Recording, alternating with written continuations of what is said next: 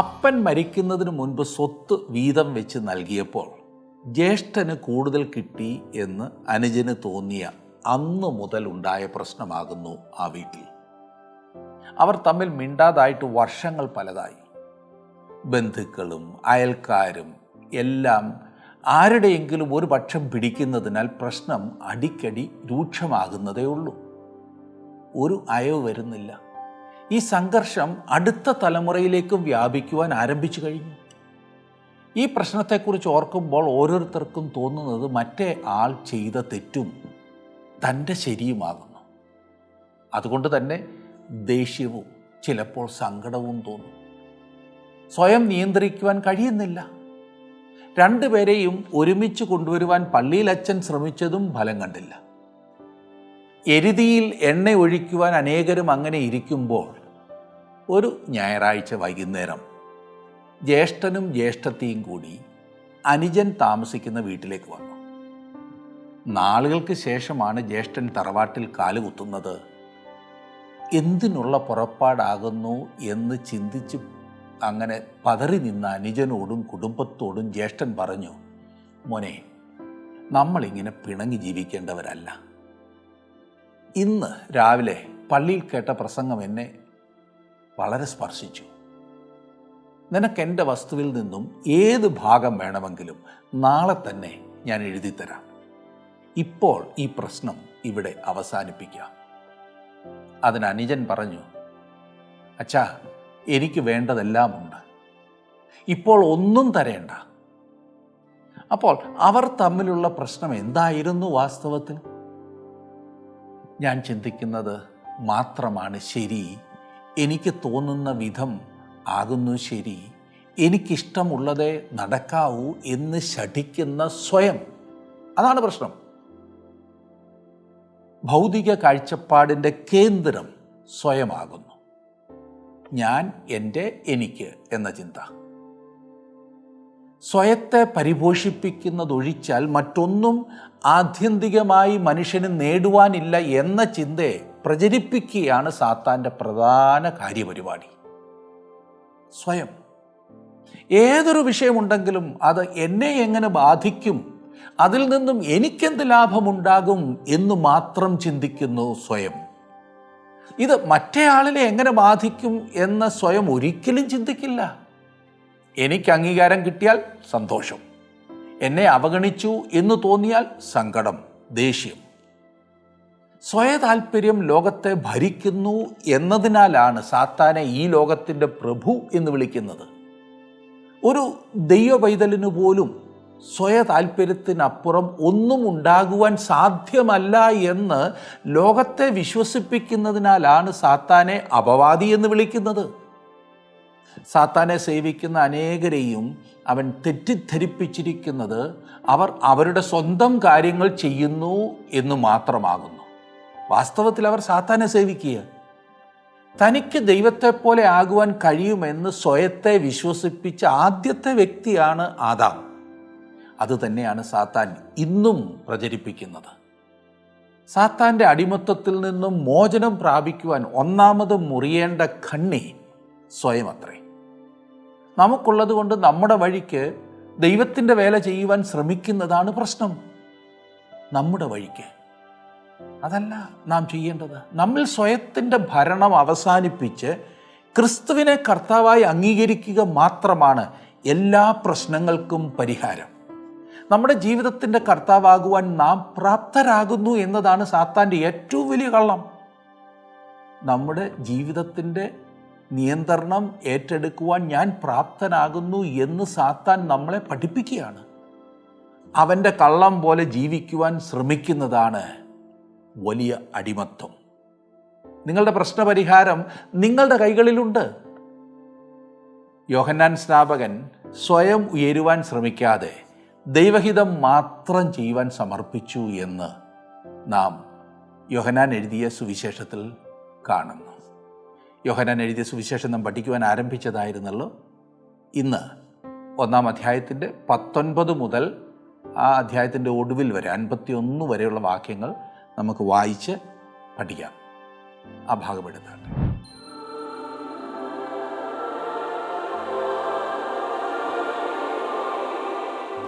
ഇന്ന് 19 മുതലുള്ള വാക്യങ്ങൾ നമുക്ക് നോക്കാം. ആ ഭാഗം എടുത്തെങ്കിൽ ഞാനൊന്ന് വായിക്കാം. നീ ആർ എന്ന് യോഹന്നാനോട് ചോദിക്കേണ്ടതിന് യഹൂദന്മാർ യെരുശലേമിൽ നിന്ന് പുരോഹിതന്മാരെയും ലേവ്യരെയും അവന്റെ അടുക്കൽ അയച്ചപ്പോൾ അവന്റെ സാക്ഷ്യം എന്തെന്നാൽ, യോഹന്നാന്റെ ഈ സുവിശേഷത്തിൽ യോഹന്നാൻ സ്നാപകന്റെ ജീവിതത്തിൽ നടന്ന ആദ്യത്തെ സംഭവമായിട്ടാണ് ഇത് രേഖപ്പെടുത്തിയിരിക്കുന്നത്. ഈ മനുഷ്യന്റെ ആരംഭത്തെക്കുറിച്ചുള്ള കഥ അല്ലെങ്കിൽ സംഭവം യോഹന്നാൻ നമുക്ക് നൽകുന്നില്ല. വിശുദ്ധ ലൂക്കോസിന്റെ സുവിശേഷത്തിൽ അവന്റെ ജനനത്തെക്കുറിച്ച് നാം കാണുന്നു. യെരുശലേമിൽ നിന്ന് ഒരു കൂട്ടം യഹൂദന്മാർ അവന്റെ അടുക്കൽ വന്ന് നീ ആർ എന്ന് ചോദിക്കുന്നതായി പറഞ്ഞുകൊണ്ടാണ് യോഹന്നാൻ സ്നാപകനെ കുറിച്ചുള്ള വിവരണം ആരംഭിക്കുന്നത്. ഈ ചോദ്യത്തിൽ തന്നെ തന്നെ എന്തെങ്കിലുമൊക്കെ ആക്കി കാണിക്കുവാനുള്ള അവസരവും അതിനുള്ള പരീക്ഷയും ഉണ്ടാകാവുന്നതായി തോന്നുന്നു, ഇല്ലേ? വലിയ കാര്യങ്ങളൊക്കെ യോഹന്നാൻ ചെയ്തുകൊണ്ടിരിക്കുക. അവന് അനേകം ശിഷ്യന്മാരുമുണ്ട്. അപ്പോൾ അവന് വേണമെങ്കിൽ പലതും പറയാമായിരുന്നു. യോഹന്നാന്റെ സുവിശേഷം 3-ാം അധ്യായത്തിന്റെ 30-ാം വാക്യത്തിൽ അവന്റെ ശിഷ്യന്മാർ യോഹന്നാനെ വലിയവനാക്കുവാൻ ആഗ്രഹിച്ചപ്പോൾ യോഹന്നാന്റെ പ്രതികരണം എന്തായിരുന്നു എന്ന് നാം കാണുന്നു. അവിടെ നാം വായിക്കുന്നത്, അവൻ വളരണം, ഞാനോ കുറയണം എന്നവൻ ഉത്തരം പറഞ്ഞു. രണ്ടും കൂടി ഒരുമിച്ചുയർന്നിരിപ്പാൻ കഴിയില്ല സുഹൃത്തെ. ഒന്നുകിൽ ക്രിസ്തുവിന് താങ്കളുടെ ജീവിതത്തിൽ 1-ാം സ്ഥാനം ഉണ്ട്, അല്ലെങ്കിൽ താങ്കളുടെ സ്വയമാണ് ഒന്നാമത് നിൽക്കുന്നത്. രണ്ടും കൂടി ഒരുപോലെ 1-ാം സ്ഥാനത്താകുകയില്ല. അവൻ വളരണം, ഞാനോ കുറയണം. അല്ലാത്ത പക്ഷം നേരെ മറിച്ചായിരിക്കും. മതഭരണാധിപന്മാർക്ക് അവൻ നൽകുന്ന ആ മറുപടി ശ്രദ്ധിച്ചോ? അവൻ പറഞ്ഞു, 20-ാം വാക്യം, അവൻ മറക്കാതെ ഏറ്റുപറഞ്ഞു, ഞാൻ ക്രിസ്തുവല്ല എന്ന് ഏറ്റുപറഞ്ഞു. അവർ വളരെ ബുദ്ധിപൂർവം യോഹന്നാൻ മശിഹ ആയിരിക്കും എന്ന് നിർദ്ദേശിക്കുകയുണ്ടായി. അവർ മശിഹായെ പ്രതീക്ഷിച്ചിരിക്കുകയായിരുന്നല്ലോ. എന്നാൽ താൻ ക്രിസ്തുവല്ല, മശിഹ അല്ല എന്ന് യോഹന്നാൻ സ്നാപകൻ വ്യക്തമാക്കി. അവൻ ക്രിസ്തുവല്ല എങ്കിൽ പിന്നെ ഏതു മഹൽ വ്യക്തിയാണ്? 21-ാം വാക്യം, പിന്നെ എന്ത്, നീ ഏലിയാവോ എന്ന് അവനോട് ചോദിച്ചതിന് അല്ല എന്ന് പറഞ്ഞു. നീ ആ പ്രവാചകനോ എന്നതിന് അല്ല എന്നവൻ ഉത്തരം പറഞ്ഞു. യോഹന്നാൻ ഇവിടെ വസ്തുനിഷ്ഠമായും സംക്ഷിപ്തമായും ഉത്തരം നൽകുന്നത് ശ്രദ്ധിക്കുക. നീണ്ട ഒരു ഉത്തരവൊന്നും നൽകുന്നില്ല. ഇല്ല, അല്ലെങ്കിൽ ഉണ്ട്, ഇത്രയും മാത്രമേ ഉള്ളൂ. മതഭരണാധിപന്മാർ അവനോട് ചോദ്യങ്ങൾ ഒന്നിനു പുറകെ ഒന്നായി ചോദിക്കുന്നു. അവൻ ക്രിസ്തുവല്ല എങ്കിൽ ഏലിയാവായിരിക്കും. അവൻ ഏലിയാവല്ലെങ്കിൽ അവൻ ആ പ്രവാചകനായിരിക്കും. മോശയെപ്പോലുള്ള ഒരു പ്രവാചകനെക്കുറിച്ച് ആവർത്തന പുസ്തകം 18-ാം അധ്യായത്തിന്റെ 15-ാം വാക്യത്തിൽ വാഗ്ദത്തം ചെയ്തിരിക്കുന്ന ആ പ്രവാചകനെക്കുറിച്ചാണ് ഇവിടെ സൂചിപ്പിച്ചിരിക്കുന്നത്. അതിന് യോഹന്നാൻ നിഷേധാർത്ഥത്തിൽ അല്ല എന്ന് മറുപടി കൊടുത്തു. അവൻ ആവർത്തന പുസ്തകത്തിൽ വാഗ്ദാനം ചെയ്തിരിക്കുന്ന പ്രവാചകനും അല്ല എന്ന് പറഞ്ഞു. 22-ാം വാക്യത്തിൽ അവർ അവനോട് നീ ആരാകുന്നു? ഞങ്ങളെ അയച്ചവരോട് ഉത്തരം പറയേണ്ടതിന് നീ നിന്നെക്കുറിച്ച് തന്നെ എന്തു പറയുന്നു എന്ന് ചോദിച്ചു. താൻ ആരാകുന്നു എന്ന് യോഹന്നാൻ അവരോട് പറയണം എന്ന് അവർ അവനെ നിർബന്ധിക്കുന്നു. അവരെ അയച്ചവർക്ക് ഒരു റിപ്പോർട്ട് സമർപ്പിക്കുവാൻ തക്കവണ്ണമുള്ള മറുപടിയാണ് അവർക്ക് ആവശ്യം. അല്ലാതെ ആന്നോ അല്ലയോ എന്ന് ഒറ്റ വാചകത്തിൽ പറയുന്നതല്ല. ഒരു യഥാർത്ഥ മറുപടി അവർക്ക് കൊണ്ടുപോയി കൊടുക്കണം. അതുകൊണ്ട് യോഹന്നാൻ തന്നെ തന്നെ വെളിപ്പെടുത്തുന്നു. 23-ാം വാക്യം നോക്കിക്കേ. അതിന് അവൻ, യെശയ്യാ പ്രവാചകൻ പറഞ്ഞതുപോലെ കർത്താവിന്റെ വഴി നേരെയാക്കുവീൻ എന്ന് മരുഭൂമിയിൽ വിളിച്ചു പറയുന്നവന്റെ ശബ്ദം ഞാനാകുന്നു എന്ന് പറഞ്ഞു. അവൻ ഒരു ശബ്ദമാകുന്നു എന്ന കാര്യം ശ്രദ്ധിക്കുക. ക്രിസ്തു വചനമാണ്, യോഹന്നാൻ ശബ്ദവും. ഒരു ശബ്ദമായിരിക്കുക എന്നത് മാത്രമാകുന്നു യോഹന്നാന്റെ ആഗ്രഹം. അവന് തന്നെക്കാൾ വലിയ ഒരു ദൂത് നൽകുവാനായിട്ടുണ്ട്. ഒരു ശബ്ദമായിരിക്കുന്നതിൽ നാം സംതൃപ്തരായിരിക്കേണ്ടതാണ്. കാരണം നമുക്ക് കൊടുക്കുവാനായിട്ടുള്ള ദൂത് അത് നൽകുന്ന വ്യക്തിയേക്കാൾ വലുതാണ്. ആ ശബ്ദം ക്രിസ്തുവിൻ്റെ മഹത്വത്തെ വിളിച്ചറിയിക്കുന്നതായിരിക്കേണ്ടത് മാത്രേ. അവൻ കൊടുക്കുന്ന ശ്രേഷ്ഠമായ ദൂത് ശ്രദ്ധിക്കുക. കർത്താവിൻ്റെ വഴി നേരെയാക്കുവീൻ. വേറെ വിധത്തിൽ പറഞ്ഞാൽ കർത്താവിൻ്റെ വരവിനു വേണ്ടി തയ്യാറാകുവീൻ എന്നർത്ഥം. സ്വർഗരാജ്യം സമീപിച്ചിരിക്കുന്നു എന്നാണ് അതിൽ നിന്നും യോഹന്നാൻ അർത്ഥമാക്കിയത്. രാജാവിൻ്റെ ആളത്വത്തിൽ അത് സമീപമായിരുന്നു.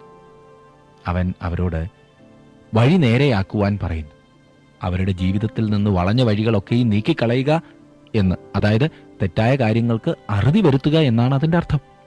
നാമും അപ്രകാരം ചെയ്യേണ്ടതത്രേ. അപ്രകാരം നാം ചെയ്യുമ്പോൾ ദൈവത്തോടുള്ള കൂട്ടായ്മയ്ക്കുള്ള വാതിൽ നമുക്ക് തുറക്കപ്പെടുന്നു.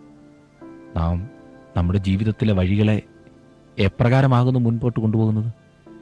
അവനോട് കൂട്ടായ്മയുണ്ട് എന്ന് പറയുകയും ഇരുട്ടിൽ നടക്കുകയും ചെയ്താൽ നാം ഭോഷ്ക് പറയുന്നു, സത്യം പ്രവർത്തിക്കുന്നതുമില്ല എന്ന് യോഹന്നാൻ തന്നെ ലേഖനം എഴുതിയപ്പോൾ അതിൻ്റെ 1-ാം അധ്യായത്തിൻ്റെ 6-ാം വാക്യത്തിൽ പറഞ്ഞു.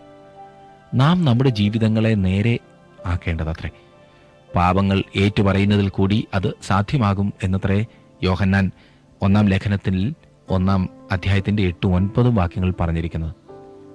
യെശയ്യാ പ്രവാചകനെ ഉദ്ധരിക്കുന്നതായി യോഹന്നാൻ പറയുന്നു, മരുഭൂമിയിൽ യഹോവയ്ക്ക് വഴിയൊരുക്കുവിൻ, നിർജ്ജന പ്രദേശത്ത് നമ്മുടെ ദൈവത്തിന് ഒരു പെരുവഴി നിരപ്പാക്കുവിൻ. യെശയ്യാ പ്രവചനം 40-ാം അധ്യായത്തിന് 3-ാം വാക്യമാണത്. ഇനിയും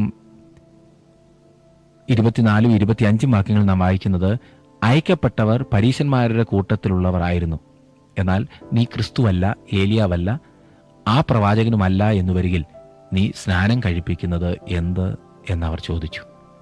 അവർ ഒരു പ്രത്യേക ചോദ്യം ഉന്നയിക്കുകയാണ്. നീ ഇവരിൽ ആരുമല്ലെങ്കിൽ പിന്നെ സ്നാനം കഴിപ്പിക്കുന്നത് എന്ത്? നിനക്കാരായി അധികാരം തന്നു സ്നാനം കഴിപ്പിക്കാൻ? ചോദ്യം ചെയ്യുകയാണ്. 26-ഉം 27-ഉം വാക്യങ്ങൾ നോക്കിക്കേ. അവിടെ നാം കാണുന്നത്, അതിന് യോഹന്നാൻ, ഞാൻ വെള്ളത്തിൽ സ്നാനം കഴിപ്പിക്കുന്നു, എന്നാൽ നിങ്ങൾ അറിയാത്ത ഒരുത്തൻ നിങ്ങളുടെ ഇടയിൽ നിൽക്കുന്നുണ്ട്. എൻ്റെ പിന്നാലെ വരുന്നവൻ തന്നെ, അവൻ്റെ ചെരുപ്പിൻ്റെ വാറഴിപ്പാൻ ഞാൻ യോഗ്യനല്ല എന്നുത്തരം പറഞ്ഞു. ഇന്ന് നാം ഈ വ്യക്തിയെ യോഹന്നാൻ സ്നാപകൻ എന്ന് വിളിക്കുന്നു. എന്നാൽ അവൻ പറഞ്ഞത് താൻ വെള്ളം മാത്രമേ ഉപയോഗിക്കുന്നുള്ളൂ എന്നാണ്. അവൻ്റെ പിന്നാലെ ഒരാൾ വരുന്നുണ്ട്. അവൻ തീ കൊണ്ട് സ്നാനം കഴിപ്പിക്കും, മാത്രമല്ല പരിശുദ്ധാത്മാവ് കൊണ്ടും സ്നാനം കഴിപ്പിക്കും. തീ എന്ന് പറയുന്നത് ഭൂമിയിൽ വരുവാനിരിക്കുന്ന ന്യായവിധിയുടെ സ്നാനമാണ്. പരിശുദ്ധാത്മാവിൻ്റെ സ്നാനം പെന്തക്കോസ്ത് നാളിൽ സംഭവിച്ചു. എൻ്റെ പിന്നാലെ വരുന്നവൻ തന്നെ, അവൻ്റെ ചെരുപ്പിൻ്റെ വാറഴിപ്പാൻ ഞാൻ യോഗ്യനല്ല. ഒരു ദാസൻ തൻ്റെ യജമാനൻ്റെ ഏത് ജോലിയും ചെയ്യേണ്ടതാണ്. എന്നാൽ ഒരു ശിഷ്യൻ അവൻ്റെ ഗുരുവിൻ്റെ ചെരുപ്പിൻ്റെ വാർ അഴിക്കുന്നതൊഴിച്ചുള്ള ഏത് ജോലിയും ചെയ്യേണ്ടതായിരുന്നു. അക്കാലത്തെ നിയമമായിരുന്നു അത്. താനൊരു ദാസനാകുന്നു എന്നത്ര യോഹന്നാൻ പറയുന്നത്. അവൻ ഒരു ശിഷ്യൻ പോലും അല്ലായിരുന്നു. അവൻ വെറും ഒരു ദാസനായിരുന്നു. അവൻ ഒരു ദാസനായിരിക്കാൻ പോലും യോഗ്യനായിരുന്നില്ല എന്നാണ് അവൻ പറയുന്നത്. എന്നാൽ അവൻ അതായിരുന്നു.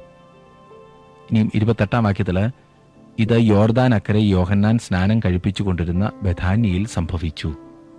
യോഹന്നാൻ നമ്മെ ചില പ്രത്യേക സ്ഥലങ്ങളിലേക്കും കാലത്തിലേക്കും നയിക്കുന്നു. ഇത് ഞാൻ നേരത്തെ സൂചിപ്പിച്ചുവല്ലോ.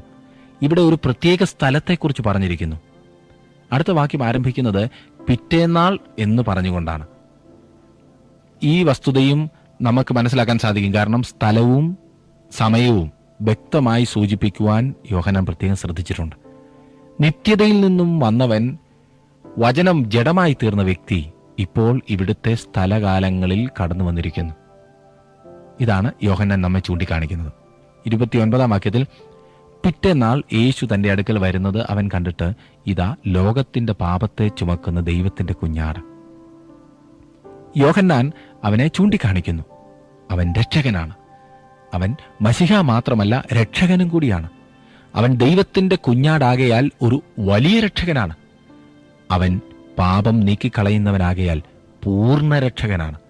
ലോകത്തിന്റെ പാപത്തെ അവൻ നീക്കിക്കളയുന്നതിനാൽ അവൻ സർവശക്തനായ രക്ഷകനാണ്. ചുമക്കുന്ന എന്ന വർത്തമാനകാലം ഇവിടെ ഉപയോഗിച്ചിരിക്കുന്നതിനാൽ അവൻ എല്ലായ്പ്പോഴും രക്ഷിക്കുന്ന രക്ഷകനാണ്. ഏത് സമയത്തും ഏതൊരാൾക്കും അവന്റെ അടുക്കൽ കടന്നു വരാവുന്നതത്രേ.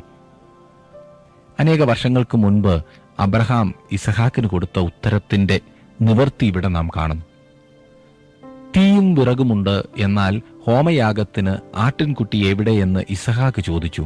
അതിന് മറുപടിയായി, ദൈവം തനിക്ക് ഹോമയാഗത്തിന് ഒരു ആട്ടിൻകുട്ടിയെ നോക്കിക്കൊള്ളും മകനെ എന്ന് അബ്രഹാം പറഞ്ഞു. ഉൽപ്പത്തി 22:7-8. യേശുവാണ് ആട്ടിൻകുട്ടി എന്ന് യോഹന്നാൻ നമ്മോട് പറയുന്നു. ദൈവത്തിന്റെ കുഞ്ഞാട്. കായീൻ തെറ്റുകാരനും ഹാബേൽ നേരുകാരനുമായിരുന്നു എന്ന വസ്തുത ഇത് തെളിയിക്കുന്നു. ഹാബേൽ ഒരു ആട്ടിൻകുട്ടിയെ കൊണ്ടുവന്നു. യഹൂദന്മാരുടെ യാഗപീഠത്തിന്മേൽ നൂറ്റാണ്ടുകളായി അറുക്കപ്പെട്ട ആടുകളുടെ എല്ലാം നിവൃത്തിയായി യേശുക്രിസ്തു ഭൂമിയിലേക്ക് വന്നു. യോഹന്നാൻ അവനെ തിരിച്ചറിയുകയും ലോകത്തിന്റെ പാപം ചുമക്കുന്ന ദൈവത്തിന്റെ കുഞ്ഞാടായി അവനെ ചൂണ്ടിക്കാണിക്കുകയും ചെയ്യുന്നു. ഞാൻ ഇനിയും 30 31 വാക്യങ്ങളൊന്ന് വായിക്കാം. എന്റെ പിന്നാലെ ഒരു പുരുഷൻ വരുന്നു, അവൻ എനിക്ക് മുൻപേ ഉണ്ടായിരുന്നതുകൊണ്ട് എനിക്ക് മുമ്പനായി തീർന്നു എന്ന് ഞാൻ പറഞ്ഞവൻ ഇവൻ തന്നെ. ഞാനോ അവനെ അറിഞ്ഞില്ല. എങ്കിലും അവൻ ഇസ്രായേലിന് വെളിപ്പെടേണ്ടതിന് ഞാൻ വെള്ളത്തിൽ സ്നാനം കഴിപ്പിപ്പാൻ വന്നിരിക്കുന്നു എന്ന് പറഞ്ഞു. യേശുവാണ് യഥാർത്ഥ സ്നാനം കഴിപ്പിക്കുന്നവൻ എന്നാണ് യോഹന്നാൻ പറയുന്നത്. സ്നാനം കഴിപ്പിക്കുന്ന യേശു എന്ന് നമുക്കവനെ വിളിക്കാവുന്നതാണല്ലേ. തീ കൊണ്ടും പരിശുദ്ധാത്മാവ് കൊണ്ടും സ്നാനം കഴിപ്പിക്കുന്ന വ്യക്തി യേശു അത്രേ. 32 മുതലുള്ള വാക്യങ്ങളിൽ നാം വായിക്കുന്നത് 36 വരെ ഞാൻ വായിക്കാം. യോഹന്നാൻ പിന്നെയും സാക്ഷ്യം പറഞ്ഞത്, ആത്മാവ് ഒരു പ്രാവ് പോലെ സ്വർഗത്തിൽ നിന്ന് ഇറങ്ങി വരുന്നത് ഞാൻ കണ്ടു. അത് അവന്റെ മേൽ വസിച്ചു. ഞാനോ അവനെ അറിഞ്ഞില്ല. എങ്കിലും വെള്ളത്തിൽ സ്നാനം കഴിപ്പിപ്പാൻ എന്നെ അയച്ചവൻ എന്നോട്, ആരുടെ മേൽ ആത്മാവ് ഇറങ്ങുന്നതും വസിക്കുന്നതും നീ കാണുമോ? അവൻ പരിശുദ്ധാത്മാവിൽ സ്നാനം കഴിപ്പിക്കുന്നവനാകുന്നു എന്ന് പറഞ്ഞു. അങ്ങനെ ഞാൻ കാണുകയും ഇവൻ ദൈവപുത്രൻ തന്നെ എന്ന് സാക്ഷ്യം പറയുകയും ചെയ്തിരിക്കുന്നു. പിറ്റേന്നാൾ യോഹന്നാൻ പിന്നെയും തന്റെ ശിഷ്യന്മാരിൽ 2 പേരുമായി അവിടെ നിൽക്കുമ്പോൾ കടന്നുപോകുന്ന യേശുവിനെ നോക്കിയിട്ട്, ഇതാ ദൈവത്തിന്റെ കുഞ്ഞാട് എന്ന് പറഞ്ഞു. മുമ്പേ അവനെക്കുറിച്ച് ലോകത്തിന്റെ പാപം ചുമക്കുന്ന ദൈവത്തിന്റെ കുഞ്ഞാട് എന്നാണ് പറഞ്ഞിരിക്കുന്നത്. അത് ക്രിസ്തുവിന്റെ പ്രവർത്തനത്തെ സൂചിപ്പിക്കുന്നു. എന്നാൽ ഇവിടെ അവൻ ദൈവത്തിന്റെ കുഞ്ഞാടാണ്. അവന്റെ ആളത്വത്തിൽ യേശു കുഞ്ഞാടാണ്. യോഹന്നാൻ യേശുവിനെ സ്നാനം കഴിപ്പിച്ചതായും പരിശുദ്ധാത്മാവ് അവനെ തിരിച്ചറിഞ്ഞതായി നാം കാണുന്നുണ്ട്. നടന്നു പോകുന്ന യേശുവിനെ നോക്കിയിട്ട് യോഹന്നാൻ പറഞ്ഞത്, ഇതാ ദൈവത്തിന്റെ കുഞ്ഞാട് എന്നാണ്. ഇത്രയും നേരം നാം നോക്കിയത് യോഹന്നാൻ സ്നാപകന്റെ സാക്ഷ്യമായിരുന്നു. ഇനിയും നമുക്ക് വേറെ 3 പേരുടെ സാക്ഷ്യം കൂടി ഈ അധ്യായത്തിൽ ലഭിക്കുന്നുണ്ട്.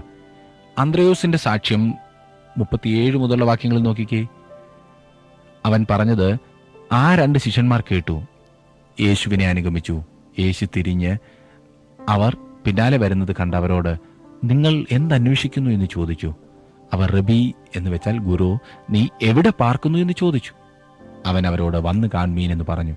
അങ്ങനെ അവൻ വസിക്കുന്ന ഇടം അവർ കണ്ടു. അന്ന് അവനോടുകൂടെ പാർത്തു. അപ്പോൾ ഏകദേശം 10 മണി നേരം ആയിരുന്നു. വന്ന് കാണുക, ഇതാണ് ഇവിടെ അവൻ നിങ്ങളോടും ആഹ്വാനം ചെയ്യുന്നത്.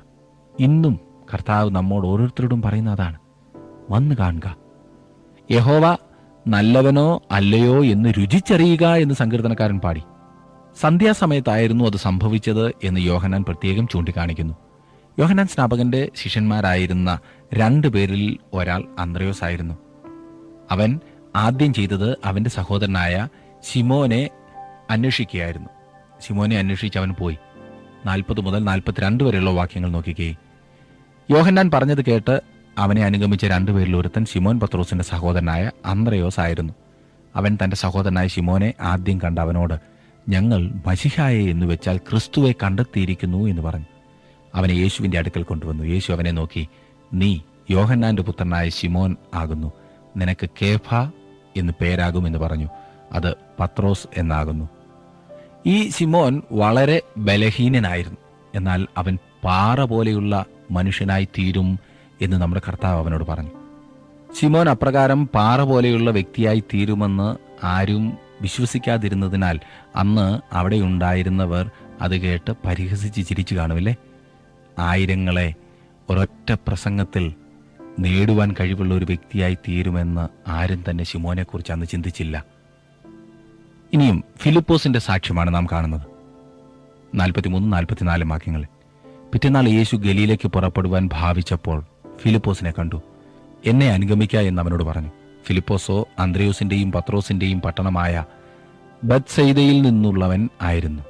വീണ്ടും ഇവിടെ സ്ഥലത്തെക്കുറിച്ച് സൂചിപ്പിച്ചിരിക്കുന്നു. ബത്സയിദ ഗലീല കടലിന് സമീപമുള്ള പട്ടണമായിരുന്നു. പത്രോസും അന്ത്രയോസും ഫിലിപ്പോസും അവിടെയാണ് പാർത്തിരുന്നത്. അവർ മീൻപിടുത്തക്കാരായിരുന്നു. ഇനിയും 45-46 വാക്യങ്ങളിൽ ഫിലിപ്പോസ് നഥനയേലിനെ കണ്ട് അവനോട്, ന്യായപ്രമാണത്തിൽ മോശയും പ്രവാചകന്മാരും എഴുതിയിരിക്കുന്നവനെ കണ്ടെത്തിയിരിക്കുന്നു. അവൻ യോസഫിന്റെ പുത്രനായ യേശു എന്ന നസറേത്തുകാരൻ തന്നെ എന്ന് പറഞ്ഞു.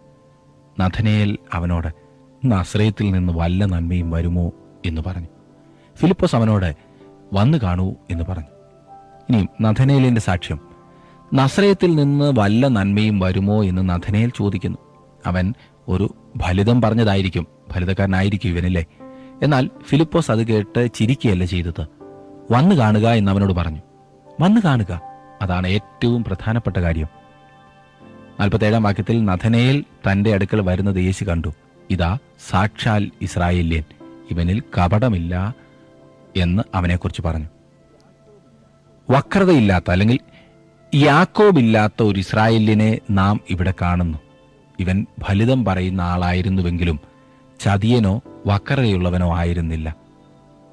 48-49 വാക്യങ്ങളിൽ നാം വായിക്കുന്നത്, നഥനയേൽ അവനോട് എന്നെ എവിടെ വെച്ചറിയും എന്ന് ചോദിച്ചതിന്, ഫിലിപ്പോസ് നിന്നെ വിളിക്കും മുൻപേ നീ അത്തിയുടെ കീഴിൽ ഇരിക്കുമ്പോൾ ഞാൻ നിന്നെ കണ്ടു എന്ന് യേശു ഉത്തരം പറഞ്ഞു. നഥനയേൽ അവനോട്, റബി, നീ ദൈവപുത്രൻ, നീ ഇസ്രായേലിന്റെ രാജാവ് എന്നുത്തരം പറഞ്ഞു.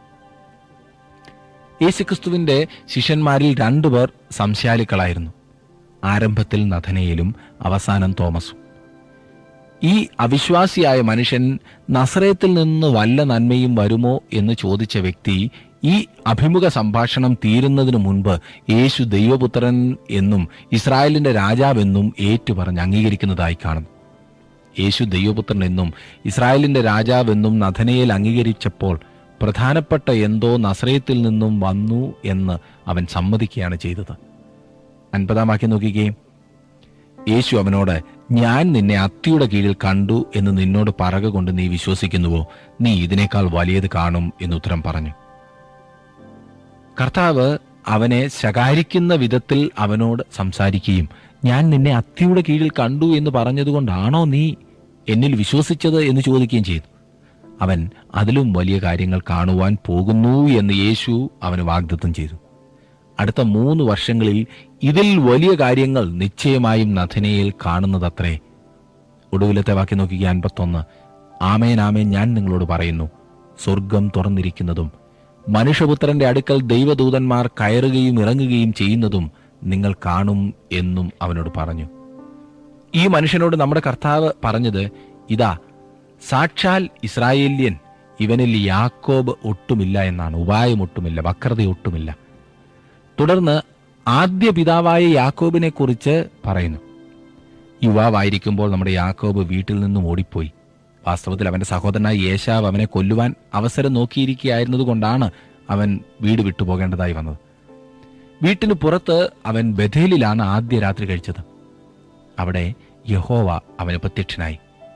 സ്വർഗത്തിൽ നിന്ന് ഭൂമിയിലേക്ക് ഇറക്കിയിരിക്കുന്ന ഒരു കോവേണിയും അതിൽ ദൈവദൂതന്മാർ കയറുകയും ഇറങ്ങുകയും ചെയ്യുന്നതായും അവൻ കണ്ടു. ദൈവം യാക്കോബുമായുള്ള ബന്ധം വിടർത്തിയിട്ടില്ല എന്നതായിരുന്നു യാക്കോബിനെ ഇതിൽ കൂടി പഠിപ്പിച്ചത്. താൻ ഭവനം വിട്ടുപോകുന്നതോടുകൂടി ദൈവത്തെയും വിട്ടുകളഞ്ഞു എന്ന ചിന്തയായിരുന്നു യാക്കോബിനുണ്ടായിരുന്നത്. ദൈവത്തെക്കുറിച്ച് പരിമിതമായ കാഴ്ചപ്പാടേ യാക്കോബിനുണ്ടായിരുന്നുള്ളൂ. ദൈവം തന്നോടുകൂടെ ഉണ്ട് എന്ന് ബഥേലിൽ വെച്ച് യാക്കോബ് മനസ്സിലാക്കി. നമ്മുടെ കർത്താവ് ആ സംഭവം ചൂണ്ടിക്കാണിച്ചിട്ട് ആ കോവേണി താനാകുന്നു എന്ന് പറയുന്നു. മനുഷ്യപുത്രന്റെ മേൽ ദൈവദൂതന്മാർ കയറുകയും ഇറങ്ങുകയും ചെയ്യുന്നത് നിങ്ങളിപ്പോൾ കാണും. ദൂതന്മാർ അവനെ ശുശ്രൂഷിച്ചു. അവർ അവന്റെ ആജ്ഞ അനുസരിക്കുന്നവരായിരുന്നു. ദൂതന്മാരുടെ മേൽ യേശുവിന് അധികാരം നൽകിയിരുന്നതായി കാണുന്നു. ദൂതന്മാരെ ദൂതുവാഹകരായി യേശുവിന് സ്വർഗത്തിലേക്ക് അയക്കുവാൻ കഴിയും. അവർ മടങ്ങി വരികയും ചെയ്യും. യേശു പറയുന്നത്, സ്വർഗം തുറന്നിരിക്കുന്നതും ദൈവദൂതന്മാർ മനുഷ്യപുത്രന്റെ മേൽ കയറുകയും ഇറങ്ങുകയും ചെയ്യുന്നതും നീ കാണുമെന്നാണ്. തന്നെക്കുറിച്ച് കോവേണിയുടെ മുകളിൽ നിന്നുകൊണ്ട് ഇവൻ എൻ്റെ പ്രിയപുത്രൻ, ഇവനിൽ ഞാൻ പ്രസാദിച്ചിരിക്കുന്നു എന്ന് പിതാവ് പറയുന്നത് അവൻ കാണാൻ പോകുന്നു. കോവേണി ക്രിസ്തുവാണ്. അവനിൽ കൂടി മാത്രമേ താങ്കൾക്കും എനിക്കും ദൈവവുമായി സമ്പർക്കം പുലർത്തുവാൻ കഴിയുകയുള്ളൂ. സുഹൃത്തെ, ഇത് ആരുടെയെങ്കിലും പക്ഷം പിടിച്ച് പറയുന്നതല്ല, ഒരു മതത്തിൻ്റെതായ പഠിപ്പീരല്ല. മനുഷ്യവർഗത്തിന് ദൈവം നൽകിയ ഒരേ ഒരു മാർഗം കർത്താവായ യേശുക്രിസ്തു മാത്രമാകുന്നു. അവൻ തന്നെ പറഞ്ഞു, ഞാൻ തന്നെ വഴിയും സത്യവും ജീവനുമാകുന്നു. ഞാൻ മുഖാന്തരമല്ലാതെ ആരും പിതാവിൻ്റെ അടുക്കൽ എത്തുന്നില്ല. ഇതുപോലെ പറഞ്ഞ ഏതൊരു മഹാനുണ്ട്? പിതാവായ ദൈവത്തിൻ്റെ അടുക്കൽ നമുക്ക് ചെല്ലുവാൻ ദൈവം തന്ന ഒരേ ഒരു വഴി കർത്താവായ യേശുക്രിസ്തുവാകുന്നു. അവിടുന്നാണ് സ്വർഗത്തോളം എത്തുന്ന ആ കോവേണി. താങ്കൾ കയറുന്നതല്ല, പിന്നെയോ താങ്കൾ വിശ്വസിക്കുന്ന കോവേണി, താങ്കൾ ആശ്രയിക്കുന്ന ഏണി, താങ്കൾ വിശ്രമിക്കുന്ന ഏണി. അതത്രേ ഇവിടെ കാണുവാൻ സാധിക്കുന്ന അതിമഹത്തായ സത്യം. ദൈവത്തിങ്കിലേക്ക് ചെല്ലുവാൻ ഒരുക്കിയിരിക്കുന്ന ഏണി കർത്താവായ യേശുവാകുന്നു. താങ്കൾ അവനിൽ വിശ്വസിച്ചിട്ടുണ്ടോ സുഹൃത്തെ? പ്രാർത്ഥിക്കാം. കർത്താവേ, അങ്ങയിലൂടെ ഞങ്ങൾക്ക് ലഭ്യമായ രക്ഷയ്ക്കായി സ്തോത്രം. ദൈവത്തിങ്കിലേക്ക് ചെല്ലുവാൻ ഞങ്ങൾക്ക് ലഭിച്ചിട്ടുള്ള അസുലഭ അവസരമായി നിന്നിലുള്ള വിശ്വാസത്തെ നീ ഞങ്ങൾക്ക് തന്നിരിക്കുന്നതോർത്ത് സ്തോത്രം. ഇന്ന് ഈ വചനം കേട്ട എല്ലാവരെയും അവരുടെ കുടുംബങ്ങളെയും അവിടുന്ന് അനുഗ്രഹിക്കണമേ. ദൈവകൃപ കൊണ്ട് നിറയ്ക്കണം. യേശുക്രിസ്തുവിൻ്റെ നാമത്തിൽ തന്നെ ആമേൻ.